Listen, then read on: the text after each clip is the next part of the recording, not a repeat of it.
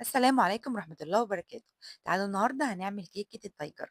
أول مرة تشوفي قناتي معاكي مطبخ أسماء علي. كيكة التايجر يعني كيكة الشاي، يعني أسهل كيكة ممكن تعمليها، وكمان أسرع كيكة وأنجح كيكة. هتعمليها في 10 دقايق وهتطلع معاكي هشة وطرية، طعمها حلو جدا جدا. كمان مكوناتها سهلة وطريقتها سهلة جدا جدا. تابعيني لآخر الفيديو عشان تعملي العظمة دي بقى وتطلعي أحلى صينية كيكة ولادك هيحلفوا بيها. طعمها حلو جدًا، جدًا، وطعمها كمان مضبوط. تعالوا نسمي الله، وأول حاجة معايا كوبايتين من الدقيق. أهم خطوة إن إحنا نخلهم كويس جدًا، جدًا. نخل الكيك يا حبايبي بيطلّع الكيكاية بتاعتِك هشة ولا يمكن تبوظ منِّك. خلاص كده تمام، نخلت الكوبايتين الدقيق، ومعايا معلقة كبيرة من البيكنج باودر، حوالي كيس كده بيكنج باودر. هاقلب المواد الجافة مع بعضها كده وهاركنها على جنب. تعالوا بقى نحضّر المكونات السائلة بتاعتنا. معايا إيه، معايا الخلاط، ومعايا كوباية من السكر، وكوباية من اللبن، يعني تعايري بكوبايات كلها قد بعضها، وكمان معايا بيضتين. هاضيفهم كده مع بعضهم، وهاضيف معايا كوباية إلا ربع من الزيت، يكون بس الزيت ريحته حلوة، ومعايا كيس من الفانيليا، وهابدأ إن أنا أضرب المكونات دي كلها في الخلاط. أضربها كويس جدًا، جدًا، ونرجع بقى نقلبها مع المواد الجافة بتاعتنا. خلاص كده ضربتها، هابدأ إن أنا أقلبها كويس جدًا، جدًا. وصفة سهلة وبسيطة، وكيكة التايجر زي ما قُلت لكم كده من أسهل الكيكات وأنجح الكيكات. تعمليها وتشربي بيها الشاي حلوة جدًا، جدًا. خلاص كده قلبت المكونات كلها، هابدأ إن أنا هاقسمها يعني على نُصّين، نُص هاخلّيه أبيض، والنُص التاني هاعمله بالشوكولاتة أو هاعمله بالكاكاو.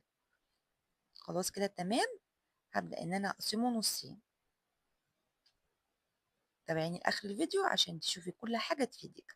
خلاص كده أنا قسمت المقدار بتاعي 2، النُص اللي هو بالكاكاو هاحط كده عليه حوالي معلقة ونُص من الكاكاو الخام اللي هو مش مُحلّى، بابدأ إن أنا أقلّبه كده عليه.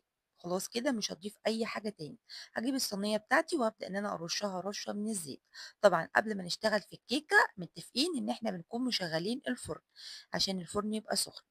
أول ما أحط الكيكاية بتاعتي بتبدأ ترفع على طول. الناس اللي بتقول لي الكيكاية ما بترفعش معايا، الكيكاية بتهبط معايا، الكيكاية بتطلع من قلبها نيّة، لأ، لازم نشغّل الفرن حبايبي قبل ما نبدأ في الكيكاية بتاعتنا، يعني 10 دقايق لا نشتغل في الكيكاية بنكون مشغّلين الفرن. زي ما أنتم شايفين كده أنا حطيت كوباية، وهابدأ إن أنا أضيف حبّة من دي وحبّة من دي، يعني ما فيش أسهل ولا أسرع من كده. عاوزة تعملي بكبشة ممكن تعملي، عاوزة تعملي بمعلقة من هنا ومعلقة من هنا ممكن تعملي، بس أنا اخترت لكم كده موضوع الكوباية ده عشان أسهّل عليكم شوية.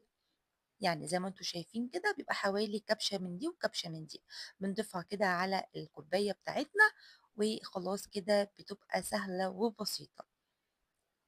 أول ما المقدار خلاص يخلص معايا، بابدأ إن أنا أشيل الكوباية وما فيش أي حاجة بتحصل خالص، يعني هتطلع معايا مضبوطة زي ما أنتم شايفين كده. باجيب بقى خِلّة كده الخشبية دي، وبابدأ إن أنا أشكِّلها كده وأعمل لها شكل الوردة.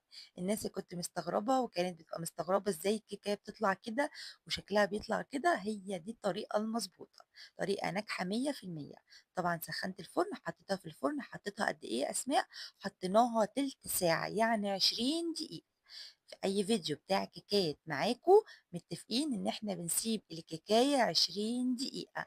أنجح طريقة هي إن أنتِ تسيبي الكيكاية 20 دقيقة، ما تفتحيش عليها ولا بعد 10 دقايق ولا 15 دقيقة، هي تِلت ساعة وبس. تشمي ريحتها تبدئي إن أنتِ تفتحي عليها، هتطلع معاكِ أنجح كيكة.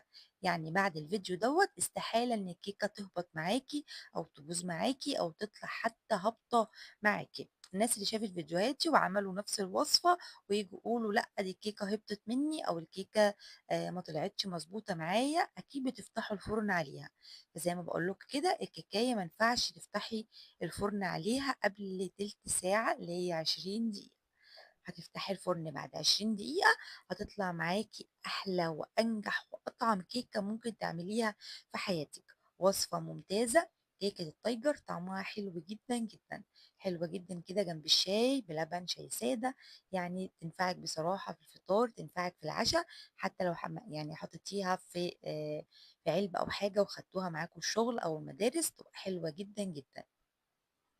كمان هاعملها لكم برضه في الcupcake كيك تطلع معاكم حلوة جدًا، جدًا، هشة وطرية وطعمها لذيذ جدًا. يالّا ما تنسوش بقى تعملوا لايك للفيديو واشتراك في القناة لسه ما اشتركتوش، واسيبكم في حفظ الله، والسلام عليكم ورحمة الله وبركاته.